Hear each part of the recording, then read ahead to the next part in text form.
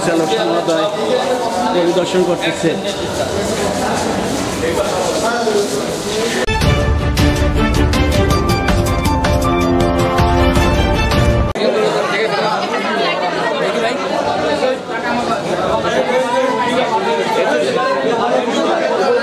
সহকারী প্রকৌশলী সাহেব, আপনি একটু বলেন এখানে কিভাবে আচ্ছা অফ করলেন, কিভাবে বন্ধ করলেন, কিভাবে?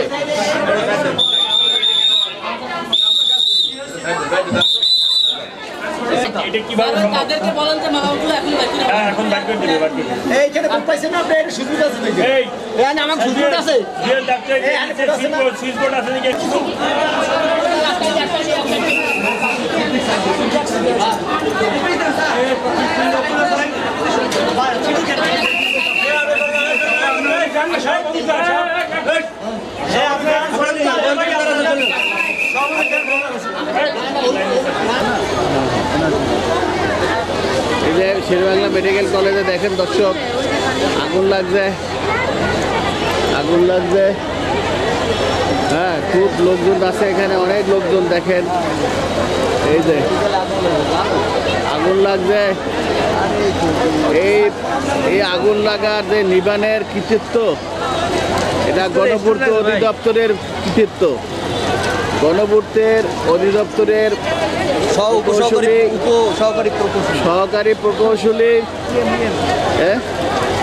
গণপূর্ত অধিদপ্তরের ইএম শাখার উপসহকারী প্রকৌশলী, ওনার এই এখতিয়ারের এরা ফায়ার ব্রিগেড আসছে, ওনার সহযোগিতায় উনি যখন বন্ধ করছে, এটার জন্য খুব তাড়াতাড়ি দ্রুত অগ্রগতি হয়েছে।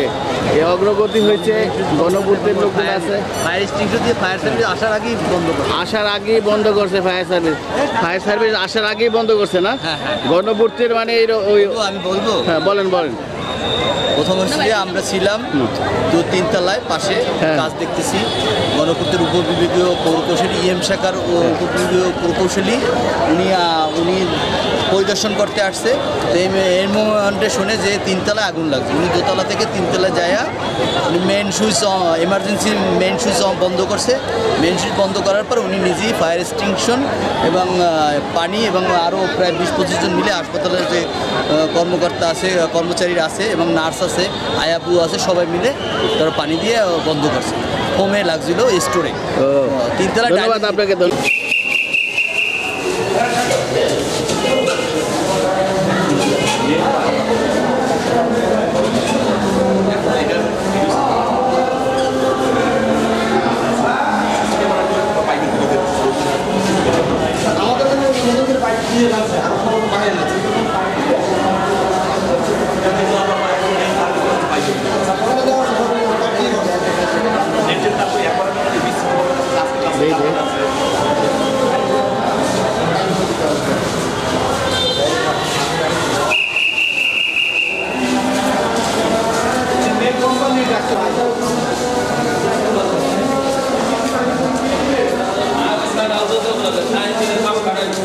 পরিচালক মহোদয় পরিদর্শন করতেছে।